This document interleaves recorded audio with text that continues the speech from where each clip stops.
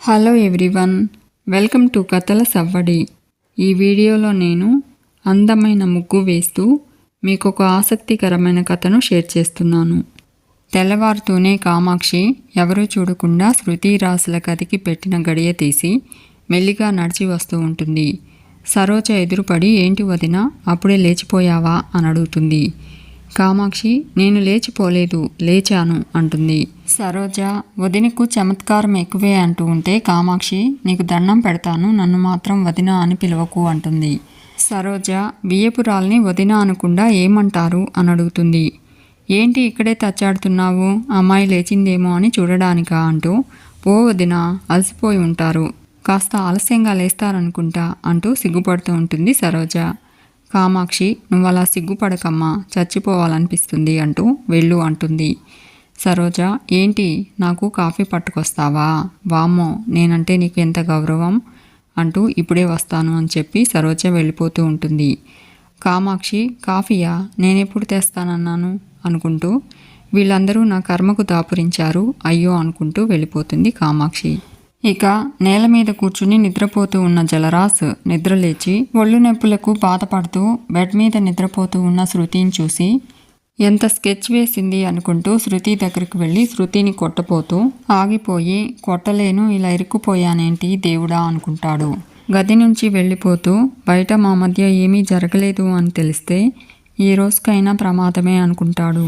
దీని ప్లాన్ తిప్పికొట్టాలి అనుకుని శృతి మేకప్ని డిస్టర్బ్ చేస్తాడు. తన ఫేస్కి కూడా లిప్స్టిక్ మరకలు అంటించుకుని రూమ్లో నుంచి బయటకు వస్తాడు. హాల్లో రఘురామ్, కామాక్షి సోఫాలో కూర్చుని ఉంటారు. కామాక్షి టెన్షన్ పడుతూ ఉంటుంది. ఒళ్ళు విరుచుకుంటూ బయటకు వస్తూ ఉన్న జలరాసును చూసి శ్యామల నవ్వుకుంటుంది. బాబు, వెళ్ళి ఫ్రెష్ అప్ అయ్యి రామ్మా అంటూ ముఖ్యంగా మొహం బాగా రుద్ది కడుక్కో అంటుంది శ్యామల. జలరాస్, అలాగే అత్తయ్య గారు అంటూ సిగ్గుపడుతూ వెళ్తూ ఉంటాడు. సరోజ జలరాస్ దగ్గరికి వెళ్ళి, ఏరా లేచావా, రాత్రి బాగా నిద్ర పట్టిందా అని అడుగుతుంది. జలరాస్, బాడీ పెయిన్స్ కదమ్మా, నిద్ర ఆటోమేటిక్గా పట్టేసింది అని చెప్పి వెళ్ళిపోతాడు. జగదీశ్వరి శ్యామలకు రఘురామ్కి కాఫీ ఇచ్చి కామాక్షితో శృతిని నిద్రలేపమని చెప్పి దేవుడికి దీపం పెట్టాలి, త్వరగా ఫ్రెష్ అప్ అయ్యి రమ్మని చెప్పు అంటుంది. కామాక్షి, అలాగే వదినా అంటూ, ఈ తింగరిది అన్ని చెప్పి లోపలికి వెళ్ళగానే టెంప్ట్ అయిపోయి కమిట్ అయిపోయినట్టుంది అనుకుంటూ కోపంగా శృతి దగ్గరకు వస్తుంది. నిద్రపోతూ ఉన్న శృతిని చూసి షాక్ అవుతూ శృతిని కిందికి లాగి నిద్రలేపి, నాకు ఏం చెప్పావు, ఏం చేశావు అంటూ కోప్పడుతుంది. ఈ దారుణానికి నేనే దగ్గరుండి లాక్ కూడా వేశాను చా అంటుంది. శృతి, ఏమైందమ్మా, ప్లాన్ బాగానే వర్కౌట్ అయింది కదా అంటూ ఉంటే కామాక్షి, అవునా, ఎవరికి వర్కౌట్ అయిందో చూడు అంటూ శృతిని మిర్రర్ దగ్గరకు తీసుకెళ్తుంది. శృతి మిర్రర్లో చూసుకుని షాక్ అవుతుంది. కామాక్షి, వాడికి వర్కౌట్ అయిపోయావు అంటుంది. శృతి, లేదమ్మా, ఇది అబద్ధం అంటుంది. రాత్రి నేను వాడిని అనుకున్నట్టుగానే ఉతికి ఆరేశాను, వాడు అది బయటపడకుండా ఇలా ప్లాన్ చేసినట్టున్నాడు అంటుంది. కామాక్షి, అందరినీ నమ్మించడానికి ఇలా చేశాడా అంటూ, అయ్యో, అందరూ వాడిని చూసేశారు అంటుంది. వాడు నీ లిప్స్టిక్ మరకలతో వయ్యారాలు వలకపోస్తూ ఇందాకే బయటకు వెళ్ళాడు అంటుంది. శృతి, వాడు చాలా ముదురమ్మ, అందుకే సిచ్యుయేషన్ని ఇలా వాడుకున్నాడు అంటుంది. కామాక్షి, వాడిదంతా చేస్తూ ఉంటే నువ్వు గుర్రుపెట్టి నిద్రపోయావా, తింగరిదానా అంటూ శృతిని కొట్టబోతుంది. అప్పుడే శ్యామల వస్తుంది. శ్యామల శృతిని చూసి, ఇష్టం లేదంటూనే నువ్వు అంటూ నవ్వుకుంటూ, ఇలా బాగుందే అంటుంది. నీ వల్ల మీ అమ్మ పిచ్చిదైపోయిందే అంటుంది. వదిన ఫ్రెష్ అయ్యి రమ్మంటుంది, నువ్వొచ్చేయి అని చెప్పి శ్యామల వెళ్ళిపోతుంది. కామాక్షి, వాడే గెలిచాడే, ఏం జరగకపోయినా అందరినీ అన్నీ జరిగినట్టు నమ్మించాడు అంటుంది. శృతి, ఏడ్చాడులే అమ్మ, నువ్వు పద అని చెప్పి వెళ్ళిపోతుంది. కామాక్షి, నన్ను వెళ్ళమని చెప్పి ఇది వెళ్ళిందేంటి అంటూ కామాక్షి కూడా వెళ్ళిపోతుంది. ఇక సరోజ జలరాస్తో, పెద్ద గండం గడిచింది, మొదటి రాత్రి అయిపోయింది, మన పంట పండబోతుందిరా, నీ పెళ్ళికి ఏ ఆటంకం రాలేదు, ఇక శృతి నీదే, ఆస్తిలో వాటా నీదే, మొత్తానికి సాధించావురా అంటూ జలరాస్ని టచ్ చేస్తుంది. జలరాస్ నొప్పితో అరుస్తాడు. సరోజ, ఏమైందిరా అలా అరిచావు అని అడుగుతుంది. జలరాజ్, రాత్రి జరిగింది శోభనం కాదమ్మా, రాక్షస ఘట్టం అంటూ శృతి తనను కొట్టిన విషయం చెప్తాడు. సరోజ, అంటే నువ్వు ఆ పిల్ల ఒంటి మీద చేయి కూడా వేయలేదా అని అడుగుతుంది. జలరాస్, నేను చేయవేయడం కాదే, అదే నా ఒంటి మీద ఒంటరి దాడి చేసింది, దానికి కరాటే కూడా వచ్చు, వింత వింత ఫోజులతో ఎరగొట్టింది. అరవడానికి కూడా వీల్లేకుండా చాక్లెట్ ఒకటిచ్చి నన్ను ఫుట్బాల్ ఆడుకుంది. ఇది ఆ తల్లి కూతుళ్ళ ఐడియానే. మా అత్తగారు నేను బయటకు రాకుండా బయట గడి కూడా పెట్టింది తెలుసా అంటాడు జలరాజ్. సరోజ, నా కొడుకుని ఒక్కడిని చేసి కొడతారా, ముందు దాని సంగతి చెప్తా అంటూ వెళ్ళబోతుంది. జలరాజ్ ఆగమ్మా అంటూ అది ఇంకా డేంజరే అంటాడు. సరోజ, ఏంటిరా వాళ్ళను అలా వదిలేయాలా అని అడుగుతుంది. జలరాజ్, నా మాట వినవే, ఇంత టార్చర్ నేనెందుకు తట్టుకుంటున్నానో ఆలోచించు అంటాడు. తెలుసో తెలియకో నేను శృతి రిచ్ అని నమ్మి ఉప్పులో చేపనైపోయాను. ఇప్పుడు నా టార్గెట్ అంతా మనకు రావాల్సిన ఆస్తిలో వాటా. అది రావాలంటే ఆ శృతిని డబ్బు కోసం కాదు, ప్రేమతోనే పెళ్లి చేసుకున్నానని జగదీశ్వరి గారిని నమ్మించాలి. అప్పుడే మనం సక్సెస్ అవుతాము. అప్పటిదాకా ఇలాంటివి హ్యాండిల్ చేయక తప్పదు అంటాడు. సరోజ, ఎలారా పిచ్చి కొట్టుడు కొడుతుంటే అంటుంది. జలరాజు, పర్లేదులేవే, శృతి నన్ను కొట్టింది. నేను తెలివిగా ఎదురు దెబ్బ కొట్టాను. లోపలేదీ జరగలేదని నాకు మాత్రమే తెలుసు. కానీ జగదీశ్వరి గారు, రఘురాం గారు, శ్యామల అత్తయ్య, ఇంట్లో వాళ్ళందరినీ నమ్మించానా లేదా అని అడుగుతాడు. సరోజ, నేను నమ్మాను అంటుంది. జలరాజ్, వాళ్ళ పాయింట్ ఆఫ్ వ్యూలో శృతి నేను శారీరకంగా ఒకటైనట్టే. కాబట్టి శృతి నన్ను ఏమీ చేయలేదు. మెల్లిమెల్లిగా నేను తనను దారిలోకి తెస్తాను కదా అంటాడు. సరోజ, ఎప్పుడు మనం అనుకున్నది సాధిస్తామో ఏంటో, ఇంటికి వెళితే అప్పుల వాళ్ళకు సమాధానం చెప్పాలి, అదే గుర్తొస్తుంది అంటుంది. జలరాజ్, అదైతే తప్పదు అంటాడు. ఈలోపు ఏదో ఒకటి చేద్దాంలే అంటాడు. సరోజ, ఇంకా ఏం చేస్తాంలే అంటుంది. జలరాజ్, బేబీ, నన్ను నమ్మించి కుమ్మేశావు కదా, ఇకపై నేను ప్రీప్లాన్డ్గా ఉంటాను. నా ఆయుధం ఏంటో తెలుసా? ఓపిక, సహనం, మౌనం. వీటితో నేను జగదీశ్వరి గారి దగ్గర మార్కులు కొట్టేస్తా. ముఖ్యంగా నీలో కూడా మార్పు తెస్తా. ఆస్తి వస్తే ఎలాగూ నువ్వు నన్ను కాదని వెళ్ళలేవు. అదే నా టార్గెట్, గోల్, డ్రీమ్ ప్రాజెక్ట్ అనుకుంటాడు. ఇక పూజ గదిలో శృతి, జలరాజ్ దేవుడికి నమస్కారం చేసుకుంటూ ఉంటారు. అందరూ పూజ గది బయట ఉంటారు. శృతి దీపం వెలిగించి అగ్గిపుల్లను జలరాజ్ మీదకు విసురుతుంది. జలరాజ్ పాదం మీద అగ్గిపుల్ల పడడంతో పెద్దగా అరుస్తాడు. శృతి, కాలిందా రాజ్ అంటూ చూసుకోలేదు, మంటగా ఉందా అని అడుగుతుంది.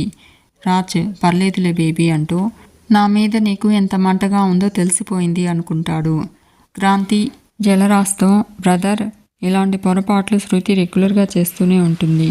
నువ్వు అలవాటు పడాల్సిందే, తప్పదు అంటాడు. సరోజ, ఇష్టపడి పెళ్లి చేసుకున్నాడు కాబట్టి ఇలాంటి చిన్న చిన్న పొరపాట్లు పెద్ద కష్టమేమీ అనిపించదు అంటుంది. జలరాజ్, అవును, శృతి మాత్రమే కాదు, తన చిరాకు, పరాకు అన్నీ నాకిష్టమే అంటాడు. జలరాజ్, శృతి జగదీశ్వరి దగ్గరకు వస్తారు. జగదీశ్వరి, పద్ధతి ప్రకారము జరగాల్సినవన్నీ జరిగిపోయాయి. ఇప్పుడు మీరు పరిపూర్ణంగా భార్యాభర్తలయ్యారు. ఇక శృతికి తోడు, నీడ, అండా తండా అన్నీ నువ్వే అంటూ జలరాజ్ శృతి చేతులు కలుపుతుంది. శృతి నాకు మేనకోడలే అయినా నా కూతురులాగే పెరిగింది. మంచి చెడు తెలుసుకోలేని అమాయకురాలు తను. నువ్వు తనని జాగ్రత్తగా చూసుకోవాలి అని అంటుంది.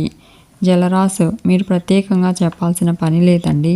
శృతిని జాగ్రత్తగా చూసుకోవడం భర్తగా నా బాధ్యత అంటాడు. శృతి, ఇప్పుడు ఈ అప్పగింతలు ఎందుకు అత్తయ్యా అని అడుగుతుంది. జగదీశ్వరి, నువ్వు నీ భర్తతో కలిసి అత్తారింటికి వెళ్ళాలి కాబట్టి అంటుంది. శృతి, కామాక్షి షాక్ అవుతారు. శృతి, ఏంటి ఇప్పుడు నేను వెళ్ళిపోవాలా అంటూ ఉంటే విరాట్, వెళ్ళక ఇక్కడే ఉంటావా ఏంటి అని అడుగుతాడు. చంద్రకళ, మెడలో తాళి పడ్డాక ఏ ఆడపిల్లకైనా పుట్టిల్లు వదిలి అత్తింట్లో అడుగు పెట్టక తప్పదు శృతి అంటుంది. నా మీద ద్వేషంతో తాళి కట్టినా మా ఆయన కోసమే నేను పుట్టిల్లు వదిలి వచ్చేశాను. నువ్వు ప్రేమతో తాళి కట్టించుకున్నావు కాబట్టి పుట్టింటి మీద ప్రేమను వదిలేసి అత్తారింట్లో కాపురం మొదలు పెట్టాల్సిందే అంటూ శ్యామలను చెప్పమంటుంది. శ్యామల, చెప్పడానికి ఏముంది, పద్ధతి ప్రకారం పెళ్ళైన ఆడపిల్ల అత్తారింటికి వెళ్ళి తీరాల్సిందే అంటుంది. శృతి, మీ అందరినీ వదిలి నేను ఎక్కడికి వెళ్ళి ఉండలేని పెద్దమ్మ అంటుంది. శ్యామల, ఉండలేనంటే ఎలాగే అంటూ, పోనీ కావాలంటే నీకు అలవాటు పడేంత వరకు తోడుగా మీ అమ్మని తీసుకెళ్ళు అంటుంది. కామాక్షి, నేను వెళ్ళాలా అంటూ ఉంటే శాలిని, అంత షాక్ అవుతారేంటి పిన్ని, కూతురికి అత్తారింట్లో కొత్త కాపురం ఎలా ఉందో చూసుకోవాల్సిన బాధ్యత నీదే కదా అని అడుగుతుంది. కామాక్షి, అసలే కొత్త చోటు, కొత్త మనుషులతో నేను ఉండలేను అంటుంది. క్రాంతి, నువ్వు తోడు లేకపోతే శృతికి మైండ్ పనిచేయదు. పాపం తనక్కడ అడ్జస్ట్ అయ్యేదాకా నువ్వు సపోర్ట్ చేయకపోతే ఎలా అంటాడు. శృతి కామాక్షిని రమ్మని బ్రతిమలాడుతుంది. రఘురామ్ కామాక్షికి కూడా కంగారులో మైండ్ పనిచేయట్లేదు కాబట్టి శ్యామలను కూడా కామాక్షికి తోడుగా వెళ్ళమంటాడు. కామాక్షి, నువ్వుంటే నాకు కాస్త ధైర్యంగా ఉంటుంది, ఇద్దరం వెళ్దామని శ్యామలతో అంటుంది. శ్యామల తను రాను అంటూ ఉంటే కామాక్షి, శృతి నీకు కూడా కూతురు లాంటిదే కదా, దానికోసం నువ్వు ఈ మాత్రం చేయలేవా? పెద్దమ్మ అంటూ అది నీకు ఎన్ని సేవలు చేసింది, అన్నీ మర్చిపోయావా అని అడుగుతుంది. శ్యామల ఎమోషనల్ బ్లాక్మెయిల్ చేయకే, వస్తానులే అంటుంది. శృతి కామాక్షి హ్యాపీగా ఫీల్ అవుతారు. శృతి కామాక్షి శ్యామల లగేజ్ తీసుకుని వెళ్తూ ఉంటారు. శృతి జగదీశ్వరితో వెళ్ళొస్తానత్తయ్య అని చెప్తుంది. జగదీశ్వరి భర్తతో కలిసి కష్ట సుఖాలు పంచుకుని అత్తారింటి పేరుని పుట్టింటి గౌరవాన్ని నిలబెట్టేలా నడుచుకో, అప్పుడే నీ జీవితం నీకు అనుకూలంగా మారుతుంది అంటుంది. శృతి నా జీవితాన్ని అనుకూలంగా మార్చుకోవడానికి వెళ్తున్నా అత్తయ్య అని అనుకుంటుంది. రఘురామ్తో వెళ్ళొస్తాను మామయ్య అని చెప్తుంది. రఘురామ్ ఇక మీదట తొందరపాటు నిర్ణయాలు తీసుకోకుండా జాగ్రత్తగా ఆలోచించి అడుగు వేయడం నేర్చుకో అంటాడు. సరోజ, జలరాజ్ కూడా వస్తామని చెప్పి బయలుదేరుతారు. ఇక శాలిని, ఈ శృతి అత్తారింటికి రూట్ వెతుక్కుని నేను రూట్ క్లియర్ చేసుకోవడానికి హెల్ప్ చేసింది, ఆ విషయం కూడా తనకు తెలియదు పాపం అని అనుకుంటూ, తన పెళ్ళిని అడ్డం పెట్టుకుని చంద్రని బావకారికి దూరం చేశాను, అయినా చంద్రకి నా మీద గెలుస్తా అన్న కాన్ఫిడెన్స్ ఇంకా ఎక్కడో ఉంది, అది కూడా పోగొట్టి నేను అనుకున్నది సాధించాలి అంటే ఇకపై కాన్సంట్రేషన్ మొత్తం చంద్ర మీదే పెట్టాలి. శృతిని అత్తారింటికి సాగనంపడంతో ఇంట్లో ఈవెంట్స్ అన్నీ పూర్తయ్యాయి కాబట్టి చంద్రని సాగనంపడానికి కొత్త ప్లాన్ ఆలోచించాలి. పడతాను లేస్తాను అని గొప్పగా చెప్తుంది, ఈసారి మళ్ళీ పైకి లేవనివ్వకుండా పెద్ద దెబ్బ కొట్టాలి, తను ఊహించని ఎదురు దెబ్బ తగిలేలా చేయాలి అని అనుకుంటూ ఉంటుంది శాలిని. ఇంతలో ఫోన్ రింగ్ అవుతుంది. శాలిని ఫోన్ లిఫ్ట్ చేసి హ్యాపీగా క్రాంతిని పిలిచి ముంబై కంపెనీ నుంచి కాల్ వచ్చింది అని చెప్పి క్రాంతిని మాట్లాడమంటుంది. క్రాంతి ఫోన్లో మాట్లాడి వాళ్లకు థ్యాంక్స్ చెప్పి ఫోన్ పెట్టేసి శాలినితో ముంబై కంపెనీ మనతో కొలాబరేట్ అవ్వడానికి ఒప్పుకునింది, ఐ కాంట్ బిలీవ్ దిస్ అంటాడు. శాలిని వాళ్ళు ఇక్కడ ప్లాన్ పెట్టాలని డెసిషన్ కూడా తీసుకున్నారంట, ఇంకా మనకు కంటిన్యూస్గా ప్రాజెక్ట్స్ వస్తూనే ఉంటాయి అంటుంది. నీ డ్రీమ్ నెరవేరింది క్రాంతి, నువ్వు సక్సెస్ సాధించావు, నాకు ఎంత హ్యాపీగా ఉందో మాటల్లో చెప్పలేను అంటూ క్రాంతిని హక్ చేసుకుంటుంది. నువ్వు పడ్డ కష్టం వల్లే మనకు ఈ డీల్ ఓకే అయింది, I'm really proud of you Kranti అంటుంది శాలిని. క్రాంతి ఈ హ్యాపీనెస్ని వెంటనే అమ్మానాన్నలతో షేర్ చేసుకోవాలి అని చెప్పడంతో శాలిని, క్రాంతి జగదీశ్వరి దగ్గరకు వస్తారు. చంద్రకళ కూడా కూరగాయలు కట్ చేస్తూ అక్కడే ఉంటుంది. క్రాంతి జగదీశ్వరికి విషయం చెప్తూ ఉంటాడు. విరాట్ కూడా వచ్చి క్రాంతి మాటలు వింటూ హ్యాపీగా ఫీల్ అవుతూ ఉంటాడు. జగదీశ్వరి, ఈ ప్రాజెక్ట్ కోసము నువ్వు ఎంత కష్టపడ్డావో, ఎన్ని రోజుల నుంచి ఎదురు చూస్తున్నావో, ఇప్పటికీ నీ కష్టం ఫలించింది, నువ్వు సక్సెస్ అయ్యావురా అంటుంది. క్రాంతి, అవునమ్మా, ఇది నా లైఫ్లో సాధించిన ఫస్ట్ సక్సెస్, నాకెంత సంతోషంగా ఉందో నేను మాటల్లో చెప్పలేను అంటాడు.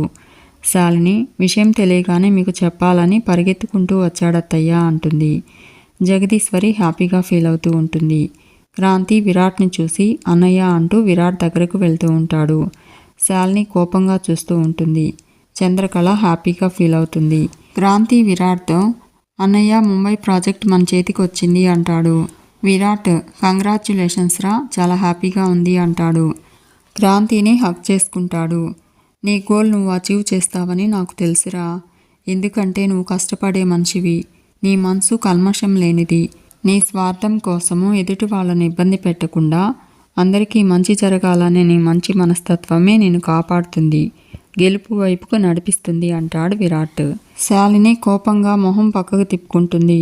జగదీశ్వరి, చంద్రకళ విరాట్ క్రాంతిలను హ్యాపీగా చూస్తూ ఉంటారు.